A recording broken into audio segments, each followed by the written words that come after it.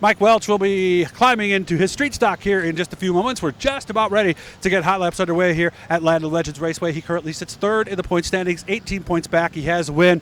I was watching last week. You and Jimmy Grant put on quite a show in the front. Did you guys even touch even once or no? No, we didn't touch. We were pretty close there a few times, but it was, good, clean, hard racing on a slippery track. And looked like it was a race to the bottom. Did he just get there first?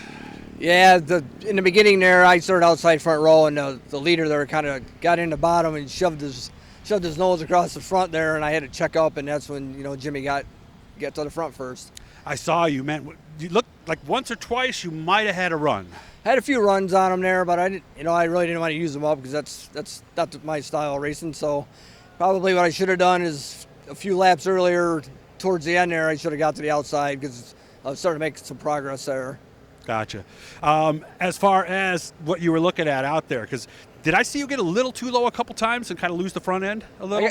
I got down in there a little bit, and the way those Ute tires are different down there this past week, and I don't know if they were in exactly the correct spot, but they were there, and you got to race with it, what it is, and it screwed me up a couple times. Of course, these are different. If you guys haven't been here, what they've done is they've taken like street tires and buried them about halfway down. Do you prefer that, or do you prefer the big old white tractor tires like we've had for a lot of years? I guess either way, it doesn't matter. You gotta avoid them anyway. I know the ones that are halfway in the ground, a lot of guys are hitting that, and it's probably more forgiving on your car than hitting one of the big payloader tires.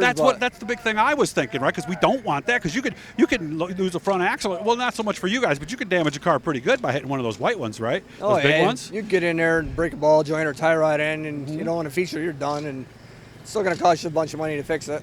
Now, if you were to go over those, and did you go over any of them last week? No, I missed them all last week. Okay. What happens? Does it do nothing to the car, or? Well, you feel it through the steering wheel. Sometimes, like opening night, I use some things to slow me down because I had a brake issue there. Well, that's right. That was the win. Sometimes you can do it. That'll help you turn the car if you catch it right. But you better be on your game when you do it. Of course, track's been different last couple of weeks, hasn't it?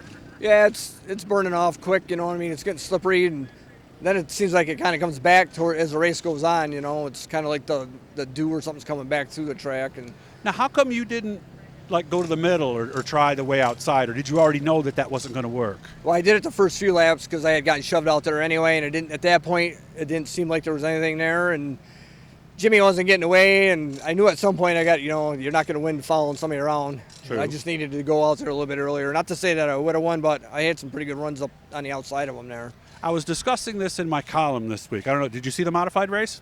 Yes. Eric Rudolph going for the win instead of riding around in second. It was a non-point night, kind of a show-up point night, and it was the same thing for you guys too. Might that have been different if it was the last points race of the season and you had to beat Jimmy to win?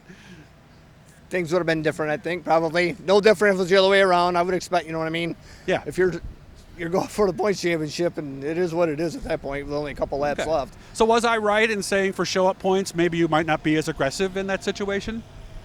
Yes. Okay, and even in that, and is that maybe why Eric was aggressive like he was, thinking, well, if I get the same amount of points anyway, I might as well give it a try? Yeah, he just went for the gusto, which didn't work out for him, but, he gave it a shot, and that's what you got to do. How much is that situation in your mind when you're in that position on the track? Oh, you're thinking about it. You but do. You're also still thinking about what's the right move, you know what I mean? Because anybody can bonsai into a corner, and a lot of times you're just praying it's going to stick.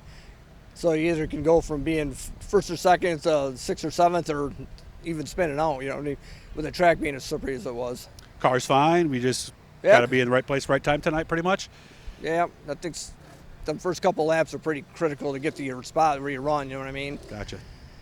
Well, I wish you all the best, man. Good to see you. And we'll see you and Tan out for some swimming soon, right? Absolutely. See the blue E down there in the corner, guys, in the right-hand corner. Click on that. It does not cost any money. It just lets you subscribe. We send you a little message every time we put something up. Have fun, and maybe I'll see you at the end of the night. Sounds great. Mike Welch looking for win number 2 here tonight.